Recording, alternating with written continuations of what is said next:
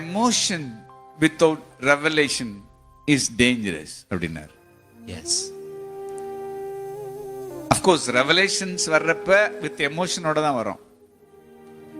ரெவலேஷன்ஸையும் எமோஷன்ஸையும் நம்மளால என்ன செய்ய முடியாது, பிரிக்க முடியாது. ஒரு புதிய வெளிப்பாடு வர்றப்ப இருதயம் உடையுதா? உடையுது. சந்தோஷத்தினாலும் சமாதானத்தினாலும் நிரம்புதா? So revelation வந்து always packed with emotions. அது வந்து எமோஷன்ஸ் வந்து சந்தோஷத்தோட, அழுகையோட, சமாதானத்தோட, மகிழ்ச்சியோட, மன நிறைவோட, சம்டைம்ஸ் வந்து தேவனுடைய எச்சரிப்பா இருக்கும்னா பயத்தோட, இந்த மாதிரியான ஃபீலிங்ஸோட, எமோஷன்ஸோட தான் ரெவலேஷன்ஸ் வரும். அதனால நம்ம வாய்ஸ் எல்லாம் ரைஸ் ஆகுது சடனா வந்துட்டு. அப்படி ஃப்ரெஷ்ஷா ஒரு ரெவலேஷன் வர்றப்ப அப்படி நம்ம பயங்கர எமோஷனலா நம்ம என்ன செஞ்சிடறோம்னா ஆயிடுறோம், உடஞ்சிடறோம், அழுதுறோம். புல்பீட்ல எத்தனையோ முறை எனக்குலாம் அது. ஆனா an emotion without a revelation dangerous. Yes, dangerous. நல்லா தெரியும் மனசுக்கு, ரொம்ப நல்லாவே படும். ஆனா அந்த காரியத்தை ஊர்ஜிதம் பண்ணக்கூடிய பேக்கப் வந்து ரெவலேஷன் தான். இந்த லெசனை நான் கத்துக்கிட்டோம். ஒரு விஷயத்தை டீல் பண்ணோம், ரொம்ப நல்லா இருந்துச்சு, ரொம்ப மனசுக்கு சமாதானமா இருந்துச்சு, சந்தோஷமா இருந்துச்சு. ஆனா ஒரு 2 வாரம் 3 வாரம் கழிச்சு பார்த்தா அது மொத்தமே ஆஃப் ஆயிருச்சு, முட்டுக்கட்டை போட்ட மாதிரி ஆயிடுச்சு, ஒண்ணுமே நடக்கல. அப்புறம் தான் யோசிச்சு பார்த்தேன், அப்ப ஏன் நல்லா பட்டுச்சு மனசுக்கு? ஏன் மனசுக்கு நல்லா என்னன்னா படணும் தோணுச்சு? ஏன் அதை நினைக்கிறப்ப நமக்கு மனசுக்கு ஒரு மகிழ்ச்சியா இருந்துச்சு, அதை பேசுறப்ப மனசுக்கு ரொம்ப சந்தோஷமா இருந்துச்சு. டேய், நீ தான் பேசி சந்தோஷப்பட்ட, நான் பேசினேன்னா? நான் பேசினால வந்த சந்தோஷமாடாது? ஏதாவது நான் உன்கிட்ட சிக்னல் கொடுத்தனா, ஏதாவது ஸ்கிரிப்சர் தந்தனா, ஏதாவது ஒரு வெளிப்பாடு தந்தனா? நான் ஒண்ணுமே தரல. நீயா யோசிச்ச, நீயா சந்தோஷப்பட்ட, உன் மனசுக்கு நல்லதா பட்டுச்சுன்னு செய்ய போன.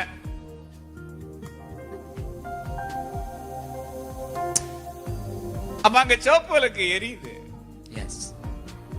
அங்க தேவன் எந்த செய்கையும் காட்டல, வாடா அப்படின்னு என்னன்னா சொல்லல, வேர்டு கொடுக்கல. அதான் சொன்னேன், ஒரு காரியத்துக்கு கிறிஸ்துதாமே மூலைக்கல்லா இருக்கணும். ஆமென். அந்த மூலைக்கல்ல தான் ரெவலேஷன். எஸ், அந்த மூலைக்கல்ல தான் தேவன் அந்த காரியத்தை செய்யும்படி நம்ம கொடுத்திருக்கிற வார்த்தை. இந்த மனுஷிக்கு எனக்கு ஆண்டவர் கொடுத்த வார்த்தை, உண்மையில என் சபையை கட்டுவேன், பாதாளத்தின் வாசல் அதை மேற்கொள்வது இல்லை, பரலோக ராஜ்யத்தின் அநேக திறவுகோல்களை நான் கொடுக்கிறேன். நீ பூமியில கட்டுகிறது எதுவோ அது பரலோகத்துல கட்டப்பட்டிருக்கும், கட்டுவிழ்ப்பது எதுவோ அது பரலோகத்துல கட்டவிழ்க்கப்பட்டிருக்கும். இந்த அதிகாரம், இந்த அத்தாரிட்டி தான் எனக்கான கமிஷன். அந்த என்கவுண்டர் என்னால மறக்கவே முடியாது. ஒரு சின்ன குடித்தனத்துல வீட்டுக்குள்ள இருந்தப்ப அந்த உன்னதமான அனுபவம் நடந்துச்சு. அது எமோஷன் இல்ல, that was a revelation packed with emotions. அதனால இப்ப இந்த மினிஸ்ட்ரிக்கு மூலைக்கல் வந்து அந்த வசனம் தான். எஸ், அதனால என்ன அந்தகார சக்தி எதிர வந்தாலும் சரி தான், போங்கடா போங்கடா, மோதிட்டு நீங்களே உடஞ்சிருவீங்கடா, போங்கடா போங்கடா. பாறை மேல அலை மோதுனா அலை மோதுன பாறையா உடையுது இல்லையே, மோதுன அலை தானே உடையுது. அதனால உன் மேல மோதுற அலை உடையும். ஆமென். ஏன்னா அந்த காரியத்துக்கு கிறிஸ்துதாமே மூலைக்கல். மூலைக்கல். ஹல்லேலூயா. இந்த என்கவுண்டர் எனக்கு நடந்தப்ப எப்படி நான் உடைஞ்சு அழுதேன்னு எனக்கு தெரியும், ஏஞ்சலுக்கு தெரியும். ஹல்லேலூயா. ஹல்லேலூயா. So revelation, அதாவது emotion without revelation. Yes. நம்பாதீங்க. மனசுக்கு எவ்வளவு நல்லதா பட்டாலும் நம்பாதீங்க. உங்களை சுத்தி இருக்கிற 4 பேருக்கு எவ்வளவு நல்லதா தோணினாலும் என்ன செய்யாதீங்க, நம்பாதீங்க. நம்பாதீங்க. ஹல்லேலூயா. ஹல்லேலூயா. நவோமி சொன்ன ஆலோசனையில ஃபுல்லா எமோஷன் இருந்துச்சு, அதுல எந்த ரெவலேஷனுமே என்னன்னா இல்லை இல்ல. ரூத்துக்கு நல்லாவே தெரிஞ்சு, மாமி இது எமோஷன், ரொம்ப எமோஷன் ஆயிட்டீங்க மாமி, ஆனா எனக்கு ஒரு விஷன் இருக்கு மாமி. எஸ். ரெவலேஷனோட ஒரு எமோஷன் வர்றப்ப அதைத்தான் நாம விஷன்னு சொல்றோம். ஆமென். அல்லேலூயா. ஹalleluya. எமோஷன்ல ரெவலேஷன் இல்லைன்னா it is not a vision. Vision. Hallelujah. Hallelujah. இது நான் கத்துக்கிட்ட பாடம். எப்படி கத்துக்கிட்டேன்னு கேட்டுட்டீங்களா? முட்டி கத்துக்கிட்டேன். நெத்தி போட்டு புடைச்சு போச்சு. அல்லேலூயா. ஹalleluya. நிறைய ஆசீர்வாதங்களை பெற்றுக்கொள்ற அனுபவமும் உண்டு. நிறைய பாடத்தை கற்றுக்கொள்ளுகிற அனுபவமும் உண்டு. ரெண்டுமே தேவன் நம்ம மேல பாராட்டின இரக்கம் தான். ஆமென். அல்லேலூயா. ஹalleluya.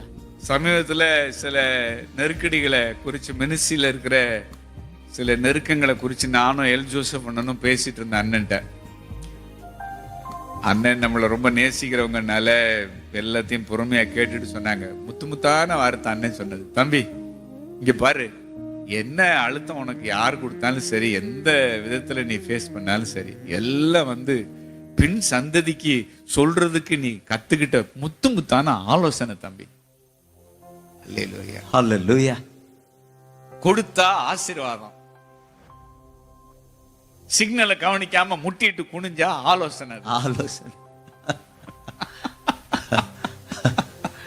இப்ப நான் உங்களுக்கு முத்தான ஆலோசனையை தர்றேன். Emotion with revelation and emotion without revelation. எந்த யூனிவர்சிட்டி உங்களுக்கு கத்து கொடுக்கும்? அவர்தான் யூனிவர்சிட்டி நமக்கு. எந்த யூனிவர்சிட்டி கத்து கொடுக்கும்? அன்னைக்கு எடிசன் என்னைய சொன்னாரு, ஏதோ சொன்னீங்களே ஒண்ணு அண்ணன் சொன்னாங்க. யார் சொன்ன? ஏஞ்சல் தான் சொன்னால. எங்களுக்கு நீங்க சொல்லி கொடுத்த நாங்க அனுபவ ரீதியா கற்றுக்கொண்டதை விட நீங்க எங்களுக்கு அனுமதித்து கற்றுக் கொடுத்தது அதிகம். ஹalleluya. நீங்க அனுமதிச்சு கத்து கொடுத்தீங்களே. இந்த இப்ப கூட எங்க டீமுக்கு ஒரு பாடத்தை கத்து கொடுத்திருக்கிறாரு. ஆமென்.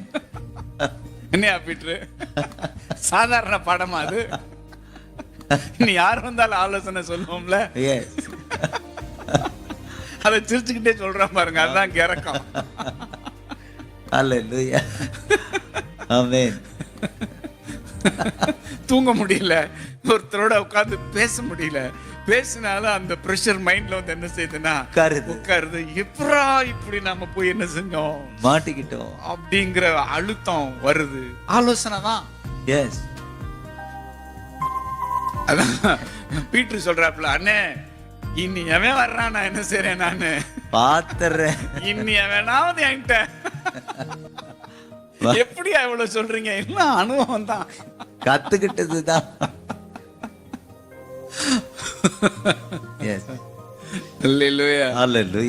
அப்போ அன்னை சொன்னது அதான், நீ லெசனை லேர்ன் பண்ணிருக்கிற.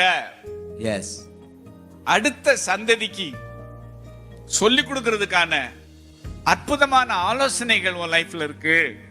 அப்படி நினைச்சுக்கோ, அப்படி நினைச்சுக்கோ. ஹalleluya. சிக்னலை கவனிச்சா சில ஆபத்துகளை தவிர்க்கலாம். சிக்னலை கவனிச்சு நகர்ந்தா சில பிளெஸிங்ஸை சுதந்திரிக்கலாம். சிக்னலை கவனிக்காம போனா சில ஆக்சிடென்ட் உண்டு. அதனால ஒரு அனுபவத்தை கத்துக்கிட்டு அதை ஆலோசனையா மாத்திக்கலாம். ஆமென். எப்படி போனாலும் என் மேல நீங்க வச்ச இரக்கத்துக்காக ஸ்தோத்திரம். ஸ்தோத்திரம். ஒருத்தன் கத்துக்கிட்ட மிஸ்டேக்ல இருந்து நீங்க ஒரு லெசனை கத்துக்கலன்னா அடுத்து அதே மிஸ்டேக் நீங்க பண்ணுவீங்கன்னா அது காஸ்ட்லி மிஸ்டேக்கா மாறிடும். எஸ். ஹalleluya. ஹalleluya. ஒரு தகப்பனார் என்னிடத்துல தன்னோட மகனை குறிச்சு பேசினாரு. ரொம்ப பெரியவர், அவரு பெரிய அளவு, ரொம்ப பெரிய அளவுல இருக்கிறவங்க. பையன் சின்ன வயசு. அவர் தான் சக்சஸர். அவர் நியமிச்சிருக்கிறாங்க. அவர் பார்த்துட்டு இருக்கிறாரு. அப்பா சொல்லுவாங்க, ரொம்ப துடிப்பா இருக்கிறாரு தம்பி அப்படின்வாங்க. ஓகே சொல்லிட்டு அவரே சொல்லுவாரு, பாஸ்டர் நம்ம ஆரம்பத்துல இருந்து கீழே இருந்து வந்த சில விஷயங்களை நம்ம கத்துக்கிட்டோம், நம்ம லேர்ன் பண்ணி நம்ம மிஸ்டேக்ல இருந்து நம்ம ஒரு ஆலோசனை என்ன செய்யறோம், கொடுக்குறோம். அவர் வந்து இள ரத்தமா துடிக்குது. அன்னைக்கு நாம வந்து செஞ்ச மிஸ்டேக்னால நமக்கு வந்து லாஸ் வந்து சில ஆயிரம்னு வச்சுக்கோங்களேன். ஆனா இப்ப மகன் நம்ம சொல்ற ஆலோசனை கேட்காம அவர் நம்ம பண்ண மிஸ்டேக் அவரே பண்றப்ப லாஸ் வந்து சில கோடி அப்படின்னாரு. சொல்லிட்டு சொன்னாரு, நம்ம மிஸ்டேக்ல இருந்து ஒரு லெசனை நமக்கு பின்னாடி வர்ற ஜெனரேஷன் கத்துக்கலன்னா அதே மிஸ்டேக் அவங்க செய்யறப்ப அது காஸ்ட்லி மிஸ்டேக்கா மாறிடுது. Yes, costly mistakes. Costly mistakes. Hallelujah. ஹalleluya.